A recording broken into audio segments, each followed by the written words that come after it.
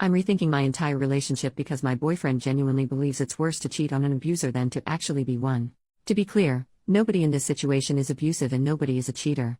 My boyfriend, 26 male, of 2 years, and I, 24 female, got into an argument that started with a musical waitress, which is about a woman who cheats on her abusive husband with her gynecologist. She's also pregnant. The husband is physically and financially abusive and won't let her leave him, though she is secretly saving up money to enter a pie baking competition, so she can hopefully use the prize money to leave him and find a better future for herself and her baby. Here's my take. I don't condone cheating, but in my opinion, if your partner's hitting you and trying to take all your money, then you don't owe them any loyalty. At that point, you're more of a prisoner than partner, and you don't have to feel bad for cheating. It's better if you don't, because you might be in a lot of danger if your abuser finds out, but I wouldn't shame the cheater. However, in this case, the doctor also has a wife, which the main character knows from the beginning but ignores until she meets said wife, at which point she ends the affair. So, I think she's in the wrong for sleeping with a married man, but not wrong for cheating on her husband. My boyfriend is a lot more religious than I am and says that there is never an excuse for cheating. He says adultery is always a sin, and if she wanted to have a new relationship, she should have waited until she could leave him. He says the husband is wrong for abusing her, but she also made vows to be faithful to him, and two wrongs don't make a right. He says he doesn't know if he could remain friends with someone who cheated on her husband, even if he was abusive. Personally, I think this take is freaking crazy. Of course, I didn't say that to his face, and I find his rigid definition of sin and immorality alarming. He says I don't understand because I'm not religious. I said I don't think religion validates not having empathy for an abuse victim and recognizing that the relationship dynamic changes once abuse starts. I also think the idea of cutting off a friend for cheating on her abuser is horrific. He says it shouldn't matter because neither of us plan on abusing or cheating on the other, and he doesn't want to keep going back and forth about it, but I can't stop thinking about it, and the longer I think, the more disturbing I find it. He's never been cheated on or abused, so it's not like some traumatic psychological thing. He just can't wrap his mind around cheating being okay in any circumstance. Up till now, religion has never been a reason for disagreement, and neither of us want kids, so I didn't think it would, but the whole "you don't understand because you're not religious" really got on my nerves. Both of us agree that the doctor is unequivocally wrong both for cheating and for hooking up with a vulnerable patient. He deserves to get dumped and fired and have his medical license revoked, but that's not really relevant. It feels a little ridiculous to end a relationship because of an argument that started with a fictional musical about pie, but here I am. I'm seriously considering it. Edit to clarify, I'm not trying to justify or condone actual cheating in any way. I would never encourage or support someone to cheat, no matter their circumstances. The point of disagreement is that I think the cheater being an abuse victim who can't leave is reason to have compassion for why they did it, and it's messed up to end a friendship over that. Update the next day. First off, thanks for all the replies to the original post. The reason I turned to Reddit was because he was shutting down conversation while I wasn't ready to let it go, and you guys helped me figure out why exactly it bothered me and how to organize my thoughts to better communicate them. As most of you said, the core issue wasn't really about the musical or hypothetical situation, it was about the implication of underlying principles that I didn't agree with and the inconsistency in his religious beliefs, as well as the tone of religious superiority that got to me. So, I brought it up again last night, over FaceTime. We don't live together, fortunately, and he was quite upset that I wouldn't let it go because I'm normally not argumentative like this. It's true that I usually try to find common ground or compromise, but I thought that was weird of him to say. At this point I felt pretty guilty about not letting it slide and I considered dropping it, but I'd spent too much time thinking about it to let it go, and boy am I glad I didn't. I started by asking about why this was a situation that could be dictated solely by religious doctrine, while he's fine with things like premarital love-making, abortion, homosexuality, etc. He gave evasive answers for a ridiculously long time, but eventually it all came out. He is uncomfortable with gay people and distances himself from them too. What about our gay friends? Apparently they're my friends, not our friends. I guess we've only hung out with them in larger groups. Why has he never said anything about this before, even when I excitedly told him that 2 of our female friends were engaged? Apparently he thinks he shouldn't have had to say anything, and I should have known he's not okay with people who live in sin. Also, this couple won't really be married. Huh?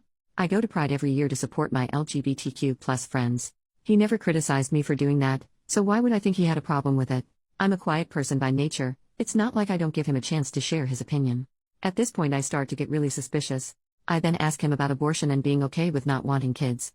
Turns out he does want kids. He tried to convince me that I misunderstood when he said he didn't want kids, and he was just saying that he wasn't ready for kids yet but would be in the future. This is an outright lie. I've known since I was about 14 that I never want kids, and I have never wavered on that. I always bring this up within the first few dates, and I distinctly remember him saying that he was looking forward to child-free adulthood, and how much freedom dinks, double income no kids, have. This is when I start to get really upset because I know he's lying to me. Looking back now, I realize I never went back to asking him about abortion because I was so shaken by the kid's revelation. I wouldn't be surprised if he outright lied about being pro-choice as well. The conversation continued with us talking about religion in general. As I said, I'm not religious, and he's never tried to get me to go to church with him or anything. I was raised by immigrant parents who practice a minority religion, but they are not devout/they favor scientific explanations, and they raised me to be respectful of others' beliefs. I thought he understood that. In the past he's asked me about cultural and religious customs and seemed respectful and interested. Turns out he thinks their religion is not real, as opposed to his, and it's interesting to see their customs, but we can't expect them to know better because they weren't well educated. Both of my parents not only went to reputable universities in their original country, but also went on to get master's degrees in the country we live in now. That's when I realized he's a bigot. I also asked him about why he's okay with premarital lovemaking but not any of the other stuff, and he hemmed and hawed and didn't have an answer, which is when I realized he's a horny nincompoop. At this point he's still acting like I'm the bad guy for not automatically knowing all these things he's either never said and not automatically knowing when he meant the opposite of what he said. By now I know that I'm done with this relationship, but I ask him why, if religion is so important to him, he's okay with me not being religious. Long story short, he basically thought that by the time it all came out, I'd be so obsessed with him that I wouldn't dare leave him, and I would become a follower of his religion because let's be honest, he's out of my league and I won't find anyone better now that I'm getting fat. I've gone from a size 2 to a size 4 in 2 years, what the heck? And some frankly racist, elitist crap about how his, rich, family is better than mine. This whole time he was acting like I was ridiculous for overreacting to all these revelations. Finally I told him it was over and he didn't seem to believe me. Whatever, I know I'm done with him. I went to bed angry and upset, but I woke up more relieved that I know the truth now. It's going to take me a while to trust again after all those lies, but better that it happened now when I can make a clean break than if it happened after I'd moved in with him or after I'd gotten pregnant and he'd gotten me arrested for seeking an abortion. Luckily I have the day off work today to process it all mentally. I didn't have any texts or calls from him this morning, so I figured he'd either accepted it or was still in denial. I didn't care much. Then a few hours ago I got a very angry voicemail from his mom, a woman I've met twice and has my number because we exchanged a few recipes, telling me I'm going to hell for, among other things, cheating on her baby boy. That's right, this guy must be a pathological liar or something, because his response to me dumping him for being a liar was to run to mommy with a new lie about me hooking up with some fictional man from work. Forget the fact I'm not a cheater, I don't even work with any men who would fit this lie. I sent the mom a text spelling out the truth and told her I was blocking her, which I did. Since then I've been reaching out to friends to tell them my side of the story before he feeds them a bunch of lies too. Fortunately the ones I've talked to so far believe me, because I was kinda scared about the fact I don't have any proof besides the voicemail, and he is the more charismatic and persuasive one. The friend group is pretty liberal-minded though, and it is bizarre that his opinions never came up before. But I guess he saw them as my friends while his church friends, who I never saw much of, were his friends. Overall, I'm trying to stay optimistic, but it's terrifying how smoothly he could lie to me for so long. It only came out because he let his guard down because we were talking about a fictional story.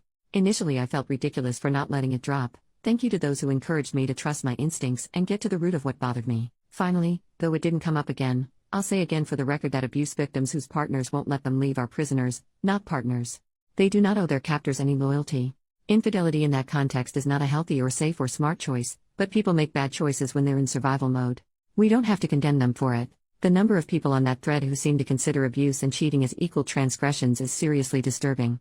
Anyway, on to the rest of my life, I guess.